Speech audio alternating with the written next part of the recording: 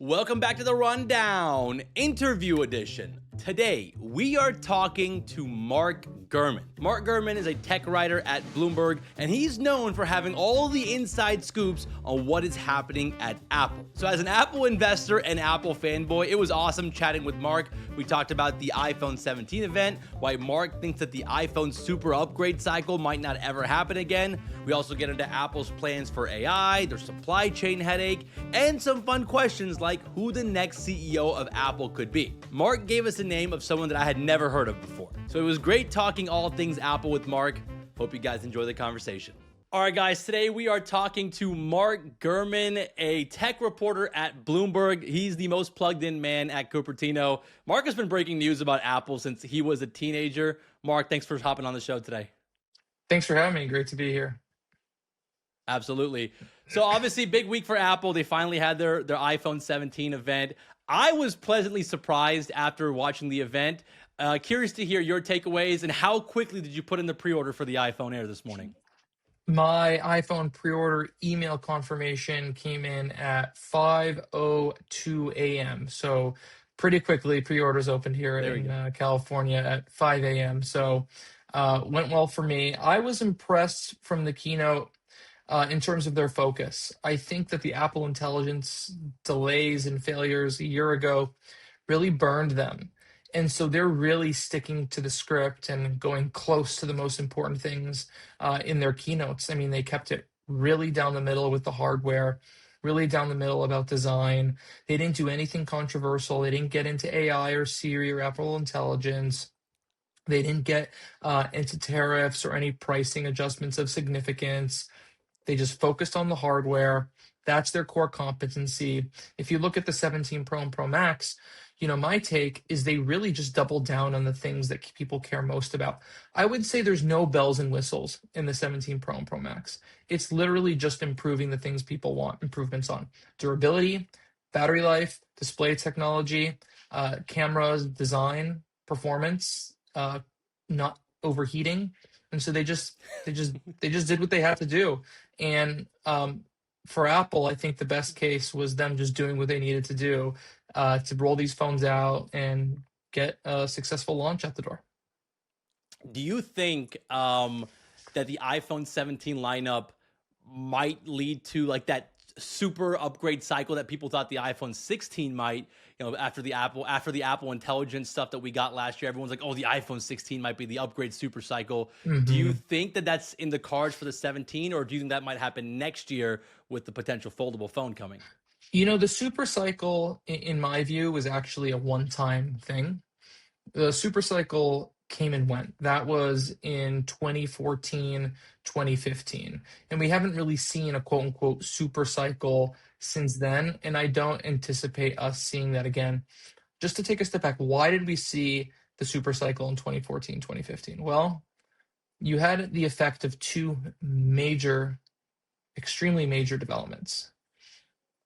One, Apple released their first big screen iPhones, the 6 and 6 Plus. Remember, by that time, the iPhone screen size at 4 inches was considered pretty minute.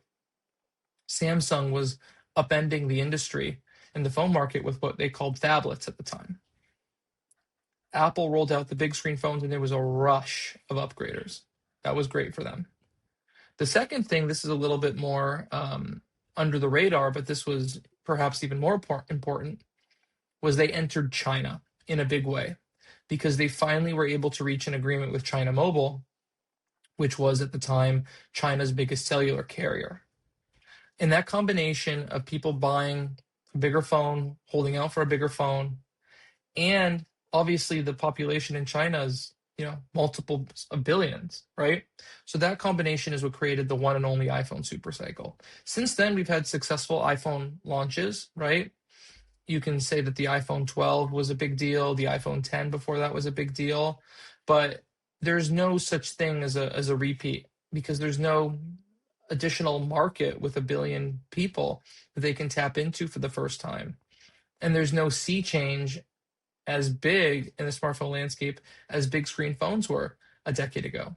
Even when they move to foldables next year, or release their first foldable next year, I still think the foldable technology is going to be quite niche. I think it's going to come in at north of $2,000 starting price for the foldable iPhone.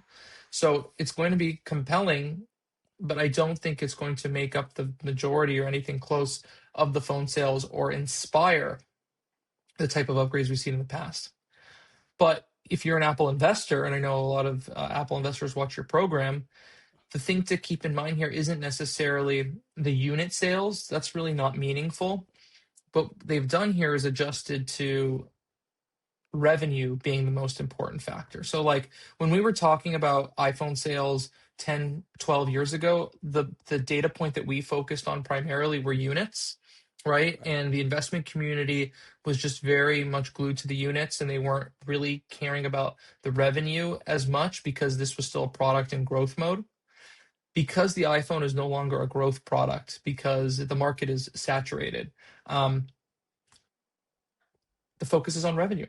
And by releasing a foldable phone, by raising the price essentially of the base phone when they move from the SE to the 16E by $150, by pulling other levers like new storage tiers, and then you have a tariff impact, which is going to inflate prices. What you're going to see is a huge jump, I would say, in iPhone ASPs and overall iPhone revenue for them in the next 2 or 3 years. And so, from an investment community standpoint, I think that is exciting for investors. Yeah, because I think that's what I've noticed is the iPhone revenue outside of this Q3, which they saw a big jump because of the stimulus they got in China from like the Yeah. program from the Chinese government. There really hasn't been any noticeable jump or outlier, and so I think the 16 was like there was a hope around the 16. Oh, the Apple Intelligence is going to get a bunch of people to upgrade to it. Yeah. Didn't happen. Big fat You make a lie, good point. fairy tale. Big fat, absolutely, and I think that caught some people off guard. And I was surprised to see that Apple stock actually dropped after the event. And I wonder if that's just related to the lack of Well, the Apple Apple events. Intelligence. Well, okay, not a lot of AI discussion. When Right. they introduced the new AirPods with the live translate, you saw stock of Duolingo fall and Apple stock go up because the investment community saw that as an AI feature, and it was Yeah. certainly a cool demo.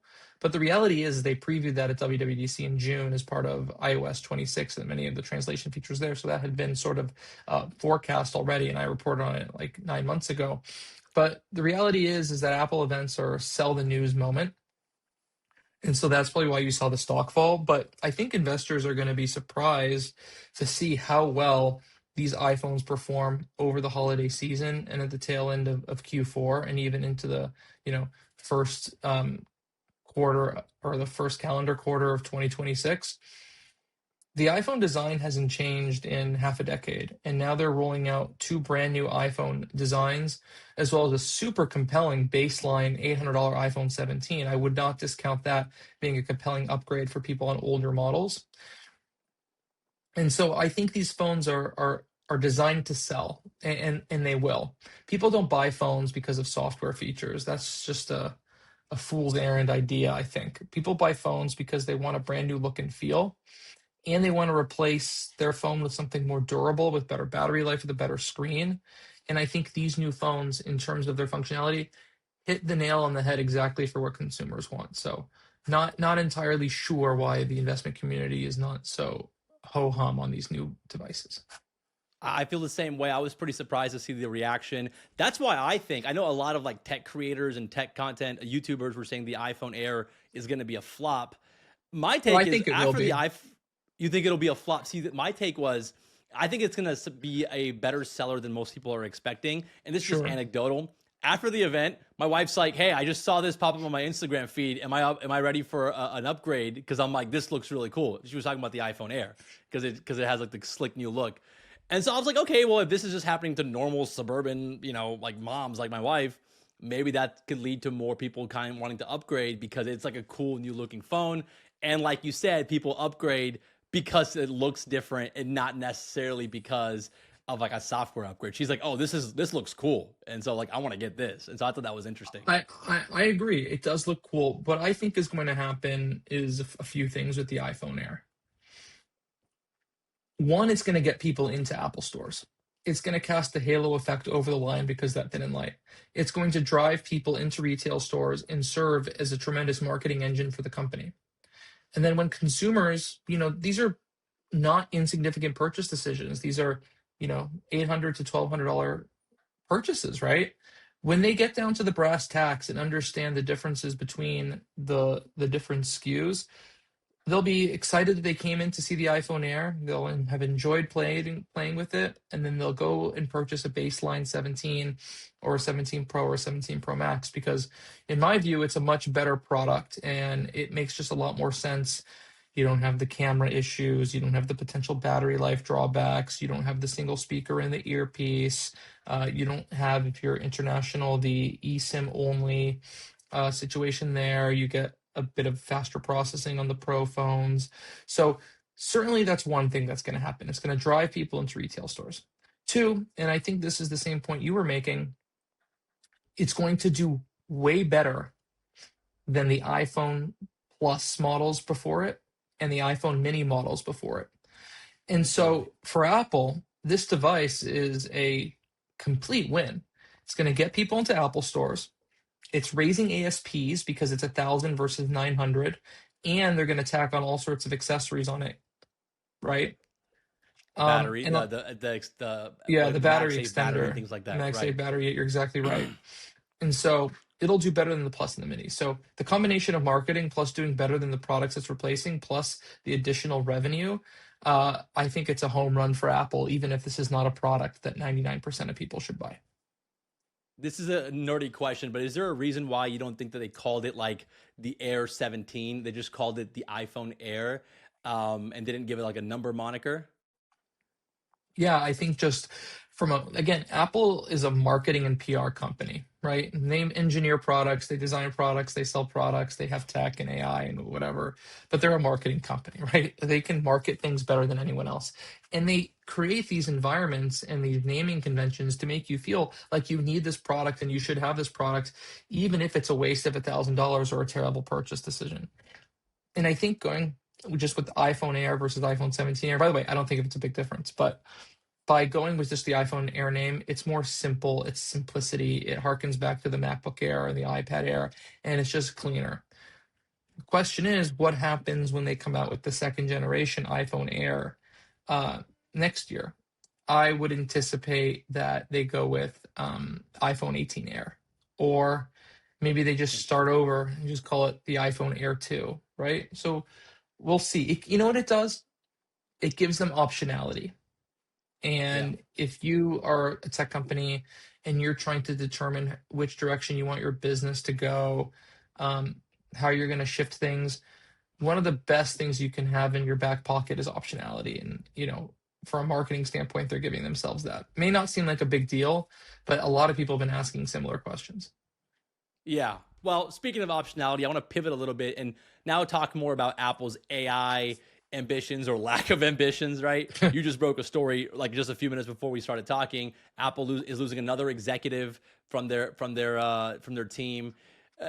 You've also reported that Apple is talking to Google for potentially for a potential partnership, as well as Anthropic. Mark, you got to give me some hope here, man. I've been an Apple guy for over a decade now. Siri has just been so bad. Tell me they're going to finally figure this out before I turn 50, That's funny. They think they have. Okay. They think they have. They think they've figured out Siri. They're planning to debut an overhauled version of Siri in March. 75% of the new Siri features are features they introduced last year. That includes being able to tap into on-screen personal context to be able to fulfill queries in Siri, which is nice if you want to know, like, what did Zaid text me a month ago or whatever, that would be able to come up in search results. Then there's like voice-based navigation as well of your phone via Siri. And then the fourth thing, which Apple hasn't announced yet, but I've reported on, is this AI-based web search tool to compete with ChatGPT and Perplexity. In addition to that, they've rebuilt the underlying infrastructure for Siri using new foundation models. And that's where they're looking to partner potentially with Google or Anthropic, which is to use a white labeled version of models that they know are more reliable than the Apple models in order to power this thing. And so you should see a bit more reliability. And then in the fall of 2026, they're planning to release a redesigned version of Siri that acts more like a visual copilot in your environment, something like Microsoft Copilot.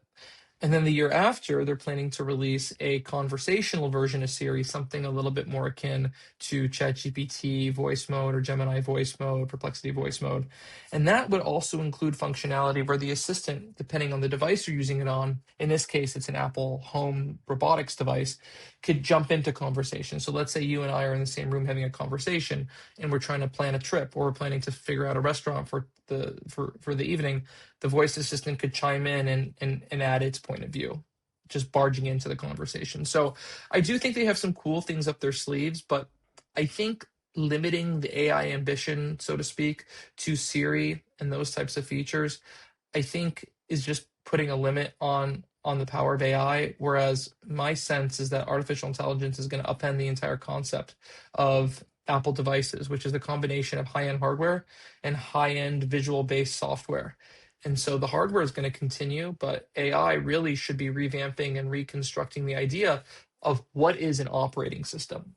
And I think until Apple does that, they're in a little bit of dangerous territory.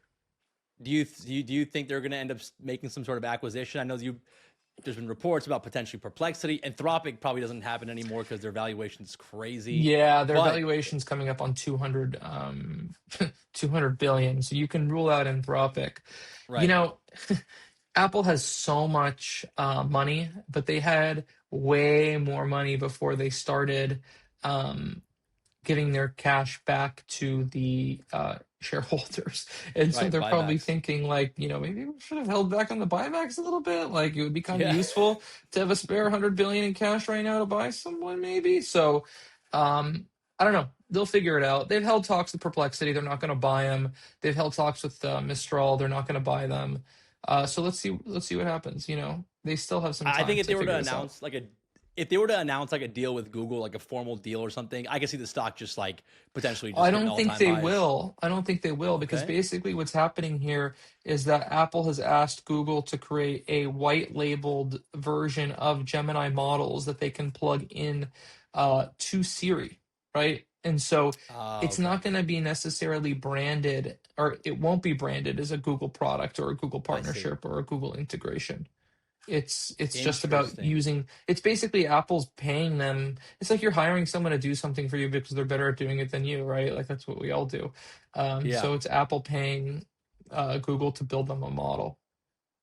Do you think, is there a reason why you think they're going down that route instead of just being like, hey, like we have a partnership with search, let's do another partnership? Do they just not want to take the L and admit that they're bad at AI? Is this like an optics thing? I think some of it's an optics thing. I think some of it is that people don't care. I mean, you ask, man on the street, right, to ask 100 people, uh, if they care who makes their AI features or if they just want them to work. And everyone's going to tell you they kind of just want them to work. Yeah, that's true. I also wonder, part of me sometimes thinks like maybe we just overrate this AI stuff altogether. It's like, has Pixel moved more volumes because of the integration with Gemini? Maybe on like on the edges, but like I don't know if it really has made a huge difference to Google Pixel sales or Samsung sales because they've integrated all these AI features into their phones. I strongly, strongly believe that people are not in any material quantity buying AI features, or excuse me, buying new products because of AI features. I don't think we're there. I think we're about a year away from people making phone related purchasing decisions because of artificial intelligence. It's still a little early. So that's probably one reason why Apple's like kind of taking their time figuring out the landscape and then Well, striking. let's take a step back here. If Apple could invent ChatGPT, they would have invented ChatGPT, right? Yeah. To use a famous line from Mark Zuckerberg, or at least from the Social Network movie. And Yeah. so I think this comes down to they pooped the bed here and they're falling into a halfway decent strategy backwards. Yeah. Well, I want to talk about supply chains before we finish the call here. Apple supply chains, huge story this year because of the tariffs. There's reports that Apple is moving some supply chain, their production from China to India, and then now, funny enough, like India is not really looking like a great place to make stuff, and because the drama between Trump and India.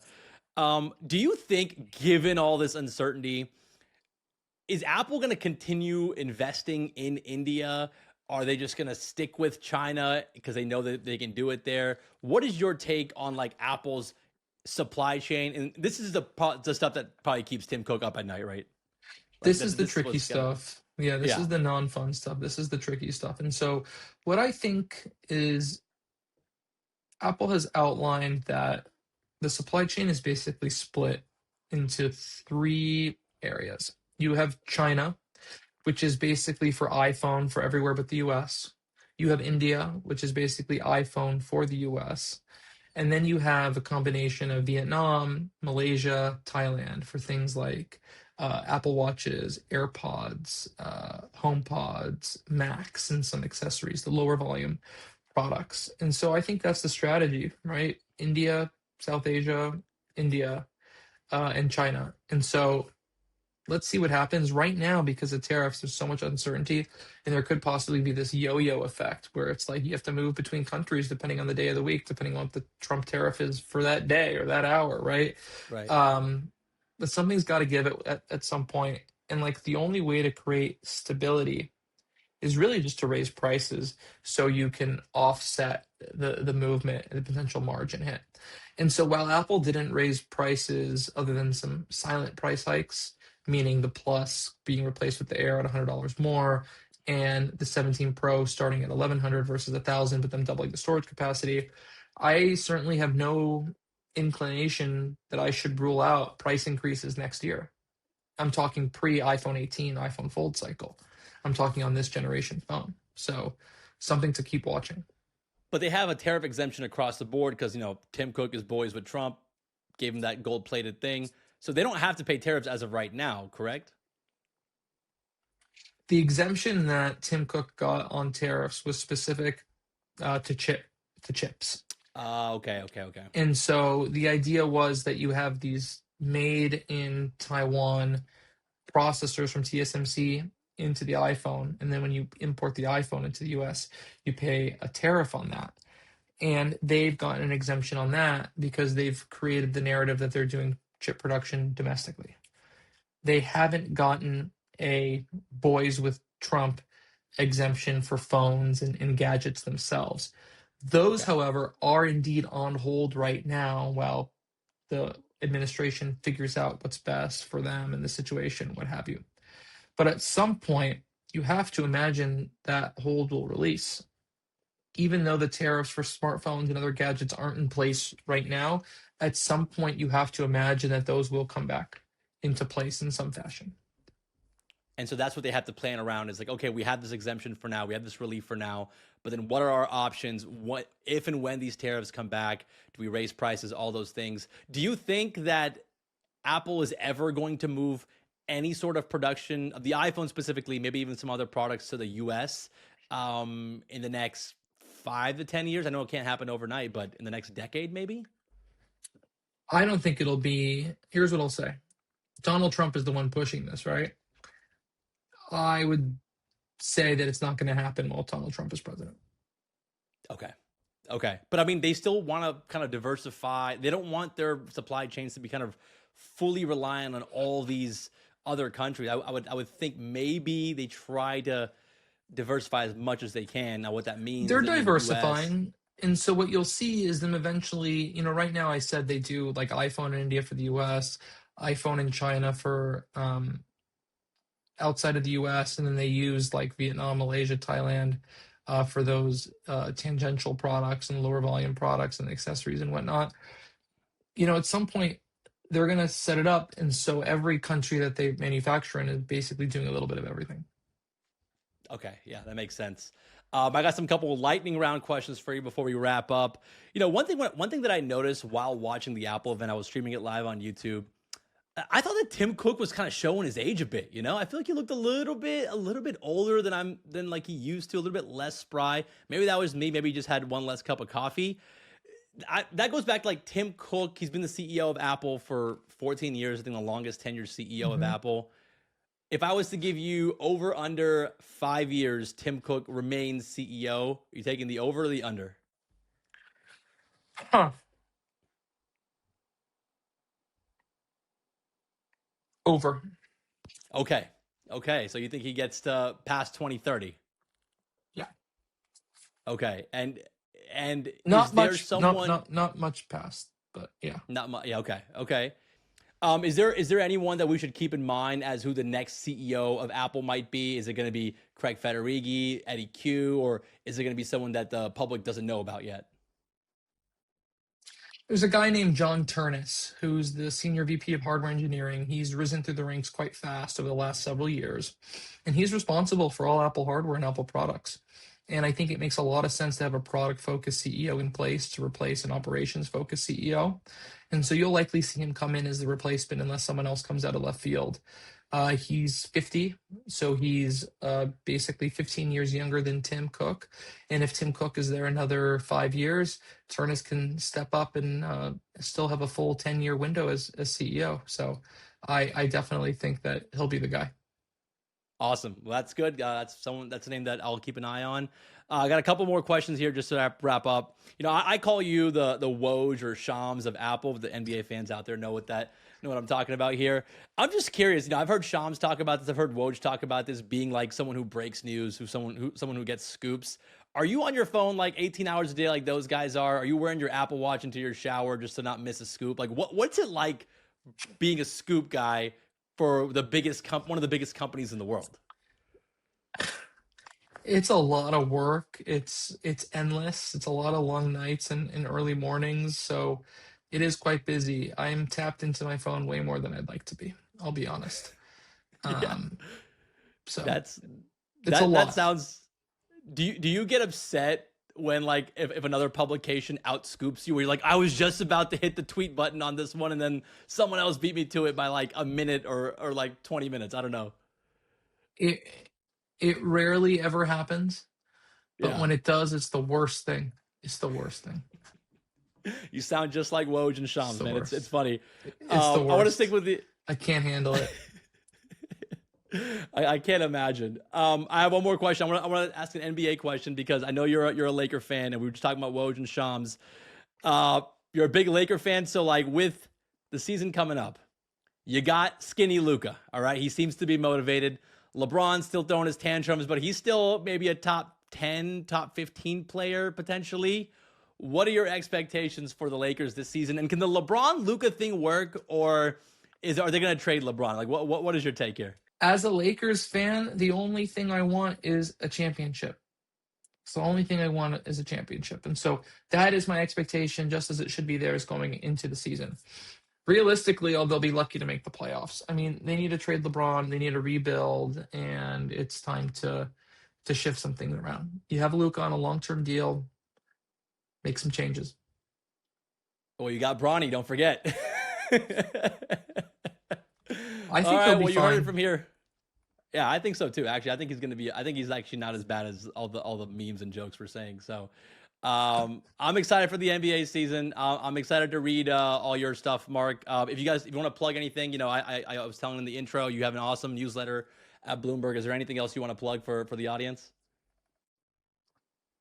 Yeah, please follow me on Twitter at Mark Gurman.